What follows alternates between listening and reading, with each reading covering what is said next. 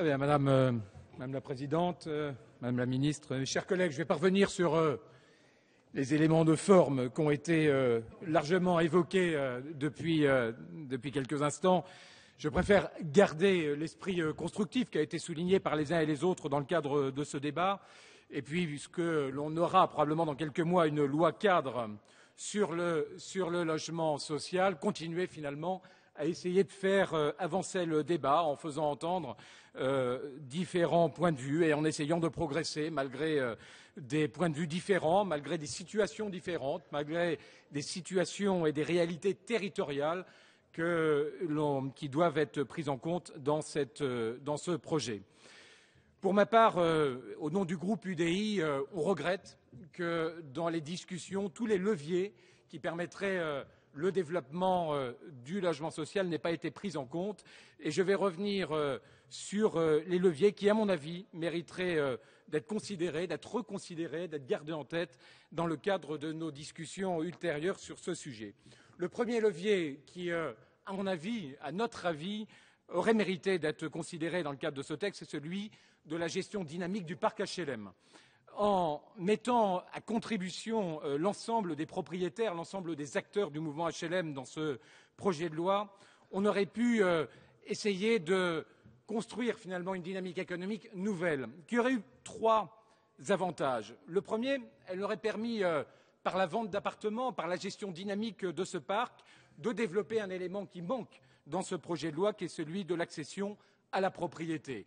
On a un monde HLM qui a, je crois, près de 4,5 millions de logements. Et faire tourner, faire travailler ce parc en développant l'accession à la propriété aurait été, me semble-t-il, un élément dynamique, moderne, dans cette approche, dans ce projet de loi sur le logement social. Le deuxième élément dans cette mise à contribution du mouvement HLM est finalement les effets de levier qu'on aurait pu tirer de ce mouvement d'accession à la propriété en termes de financement de nouveaux logements. Un logement vendu, c'est quasiment 2 logements financés. Et on sait que dans le contexte économique difficile dans lequel on est, les effets de levier qu'on peut tirer de ce genre de gestion proactive, dynamique d'un parc de logements auraient des effets extrêmement bénéfiques. Enfin, le troisième élément, c'est que en ayant de cette manière une politique dynamique, active en matière d'accession à la propriété, de vente et de construction, on aurait pu donner un coup de fouet tout à fait significatif à la filière du bâtiment qui, on le voit et on le lit en ce moment régulièrement, souffre d'une récession, souffre de difficultés économiques et donc à terme probablement de graves difficultés en termes d'emploi. Donc nous réitérerons dans les débats à venir cette idée de mettre à contribution le mouvement HLM dans un circuit et dans une gestion dynamique avec à terme, pourquoi pas, des comités départementaux qui associent l'État, les communes et le mouvement HLM pour opérer cette mobilisation. Le deuxième levier, qui à mon avis aurait mérité d'être davantage pris en compte dans ce texte, c'est celui des échelles. Cette loi SRU a maintenant un peu plus de 10 ans, et en 10 ans, les choses ont bougé. En 10 ans, et on le voit dans les débats qu'on a en ce moment, on a intégré la réalité des métropoles, des nouvelles échelles urbaines qui bouleversent le paysage territorial. On a intégré des nouvelles mobilités. Les mobilités, le sujet des mobilités tel qu'il est aujourd'hui n'est pas du tout le même de celui qui existait il y a 10 ans.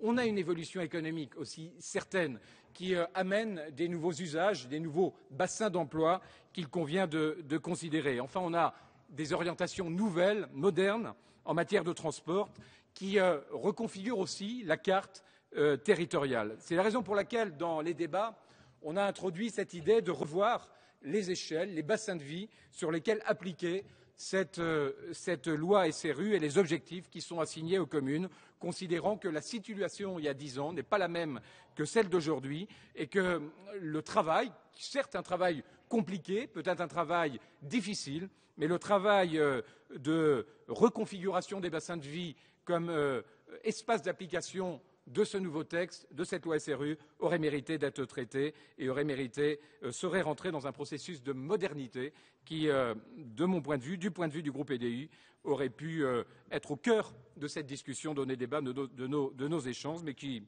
je l'espère, pourra être reconsidéré dans un prochain débat. Enfin, un élément dans ce deuxième levier, c'est la souplesse. on a introduit une série d'amendements pour essayer de mettre plus de souplesse dans la manière d'aborder nos objectifs. J'avais introduit un amendement sur l'indice de potentiel foncier. Je vous remercie, Madame la Ministre, d'avoir considéré cette méthode, ce point d'appréciation, qui n'aura pas la forme d'un amendement et probablement pas la configuration que j'avais souhaitée, mais les échanges qu'on a pu avoir montrent que vous avez pris conscience qu'il y avait deux manières aussi d'envisager cette souplesse. Une manière qui est de considérer les maires qui sont de bonne foi et qui puissent mettre en avant un certain nombre d'indices qui permettront au gouvernement de différencier, de faire la différence entre des communes qui, malgré des configurations urbaines difficiles, essayent de faire avancer le sujet et celles qui font délibérément le choix de ne pas avancer sur le sujet du logement social.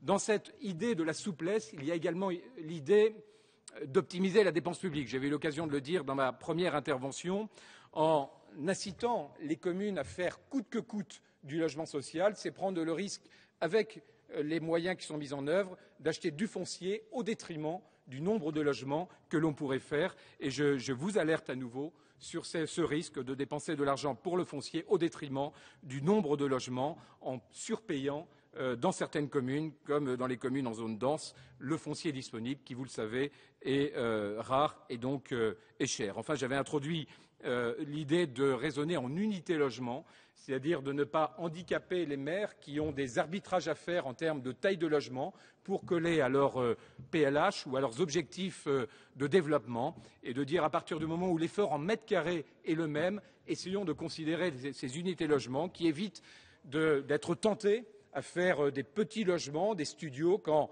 la population, la démographie, les besoins de la ville nous incitent davantage à faire des 2, 3 ou 4 pièces pour notamment développer une politique familiale.